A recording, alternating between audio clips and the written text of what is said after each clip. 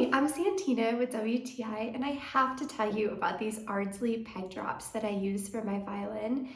Unfortunately, in the climate we live in, my pegs, especially my G peg, I'm not sure why that one's the troublemaker, but my pegs get stuck a lot, and this has been such a lifesaver for me. I love that it comes in a small, convenient package, and it comes with a small direction manual, which has been great because in between times I don't always remember exactly the process, so that's really helpful. All I do is unwind my peg just a little bit and put a drop on the outside and the inside. And then I put my peg back in. Sometimes it needs a little bit of cleanup so that you don't touch the varnish. Um, After I let it sit for a little while, my pegs work so much better.